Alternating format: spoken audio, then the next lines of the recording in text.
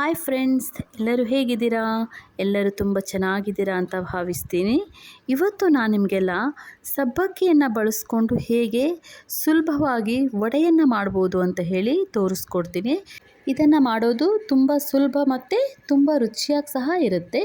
ಬನ್ನಿ ಫ್ರೆಂಡ್ಸ್, ಹೇಗೆ ಮಾಡೋದು ಅಂತ ಹೇಳ್ತೀನಿ. ಇಲ್ಲಿ ನೋಡಿ, ನಾನು 1 ಕಪ್ ಸಬ್ಬಕ್ಕಿಯನ್ನು ತೊಗೊಂಡಿದ್ದೀನಿ. ಇದನ್ನು ಸಾಬುದಾನ ಅಂತಲೂ ಕರೀತಾರೆ ಕೆಲವೊಂದು ಕಡೆ. ನಾನು 1 ಕಪ್ ಸಬ್ಬಕ್ಕಿಯನ್ನು ತೊಗೊಂಡಿದ್ದೀನಿ.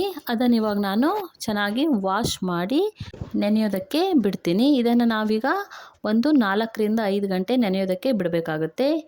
ನಾನು ಈ ವಡೆಗೆ ಯಾವುದೇ ಈರುಳ್ಳಿಯನ್ನು ಬಳಸದೇ ಮಾಡ್ತಾ ಇರೋದು. ಅದಕ್ಕೋಸ್ಕರ ನೀವು ಹಬ್ಬಗಳಲ್ಲಿ ಇದನ್ನು ಟ್ರೈ ಮಾಡ್ಬೋದು.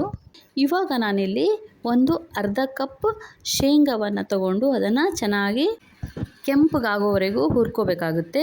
ಇವಾಗ ಇದನ್ನು ಚೆನ್ನಾಗಿ ಹುರ್ಕೊಂಡು ಇದು ಆರಿದ ಮೇಲೆ ನಾನು ಒಂದು ಮಿಕ್ಸಿ ಜಾರಿಗೆ ಹಾಕಿ ಪೌಡ್ರ್ ಮಾಡಿ ಇಟ್ಕೋತಾ ಇದ್ದೀನಿ. ಇಲ್ಲಿ ನೋಡಿ, ಇವಾಗ ಒಂದು 5 ಗಂಟೆ ಇದನ್ನು ನೆನೆಸಿಟ್ಟಿದ್ದೆ.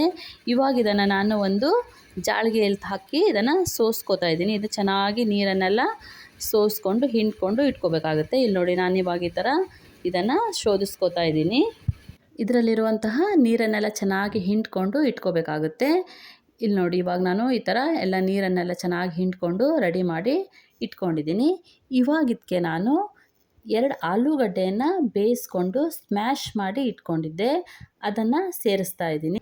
ಫ್ರೆಂಡ್ಸ್, ನೀವೇನಾದರೂ ನನ್ನ ಚಾನಲನ್ನು ಸಬ್ಸ್ಕ್ರೈಬ್ ಮಾಡದೆ ನೋಡ್ತಾ ಇದ್ದರೆ ದಯವಿಟ್ಟು ನನ್ನ ಚಾನಲನ್ನು ಸಬ್ಸ್ಕ್ರೈಬ್ ಮಾಡ್ಕೊಳ್ಳಿ. ಇಲ್ಲಿ ನೋಡಿ, ಇವಾಗ ನಾನು ಇದಕ್ಕೆ ಕಟ್ ಮಾಡಿ ಇಟ್ಕೊಂಡಿರುವಂತಹ ಕೊತ್ತಂಬರಿ ಸೊಪ್ಪನ್ನು ಹಾಕ್ತಾಯಿದ್ದೀನಿ. ನೆಕ್ಸ್ಟು 2 ಹಸಿಮೆಣಸನ್ನು ಚಿಕ್ಕದಾಗಿ ಕಟ್ ಮಾಡಿ ಇಟ್ಕೊಂಡಿದ್ದೆ, ಅದನ್ನು ಸಹ ಸೇರಿಸ್ತಿದ್ದೀನಿ.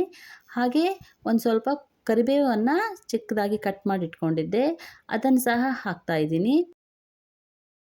ಶೇಂಗಾವನ್ನು ಪೌಡ್ರ್ ಮಾಡಿ ಇಟ್ಕೊಂಡಿದ್ದೀನಲ್ವ, ಅದನ್ನು ಹಾಕಿದ್ದೀನಿ.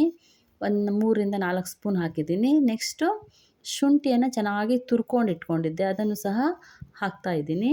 ರುಚಿಗೆ ತಕ್ಕಷ್ಟು ಉಪ್ಪನ್ನು ಹಾಕಿ ಚೆನ್ನಾಗಿ ಕೈಯಲ್ಲಿ ಮಿಕ್ಸ್ ಮಾಡ್ಕೋತಾ ಇದ್ದೀನಿ. ಇಲ್ಲಿ ನೋಡಿ, ಇವಾಗ ಇದು ಚೆನ್ನಾಗಿ ಮಿಕ್ಸ್ ಆಗಬೇಕಾಗುತ್ತೆ. ಇವಾಗ ಇದು ರೆಡಿ ಆಗಿದೆ. ಇವಾಗ ನೀವು ನಿಮಗೆ ಎಷ್ಟು ಹಿಟ್ಟು ಬೇಕೋ ಅದಷ್ಟು ತೊಗೊಂಡು ಚೆನ್ನಾಗಿ ಉಂಡೆ ಮಾಡಿಕೊಂಡು ಕೈಯಲ್ಲಿ ತಟ್ಕೊಂಡ್ರೆ ಆಯಿತು. ವಡೆ ಆಕಾರಕ್ಕೆ ಇದನ್ನು ತಟ್ಕೊಂಡ್ರೆ ಆಯಿತು. ಇವಾಗ ಇದನ್ನು ಬಿಸಿಯಾಗಿ ಕಾದಿರೋ ಎಣ್ಣೆಯಲ್ಲಿ ಬಿಡ್ತಿದ್ದೀನಿ. ಇಲ್ಲಿ ನೋಡಿ, ನಾನು ಆಲ್ರೆಡಿ ಎಣ್ಣೆನ ಕಾಯೋದಕ್ಕೆ ಇಟ್ಟಿದ್ದೆ. ಸೊ ಇವಾಗ ನಾನು ವಡೆಯನ್ನು ಹಾಕಿದ್ದೀನಿ. ಸಣ್ಣ ಉರಿಯಲ್ಲಿ ಇದನ್ನು ಚೆನ್ನಾಗಿ 2 ಕಡೆ ಬೇಯಿಸ್ಕೋಬೇಕಾಗುತ್ತೆ.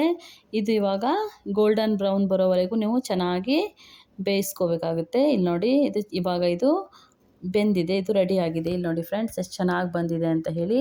ಇದರ ಟೇಸ್ಟ್ ಕೂಡ ತುಂಬಾ ಚೆನ್ನಾಗಿರುತ್ತೆ ಫ್ರೆಂಡ್ಸ್. ಡಿಫ್ರೆಂಟ್ ಆಗಿರುವಂತಹ ಈ ವಡೆಯನ್ನು ನೀವು ನಿಮ್ಮ ಮನೇಲಿ ಒಂದು ಸಲ ಟ್ರೈ ಮಾಡಿ, ಹೇಗೆ ಬಂದಿದೆ ಅಂತ ನನಗೆ ಕಮೆಂಟ್ ಮಾಡಿ ತಿಳಿಸಿ. ನಿಮಗೇನಾದರೂ ಈ ವಿಡಿಯೋ ಇಷ್ಟ ಆದರೆ ದಯವಿಟ್ಟು ಒಂದು ಲೈಕ್ ಮಾಡೋದನ್ನು ಮರಿಬೇಡಿ. Thank you friends, bye.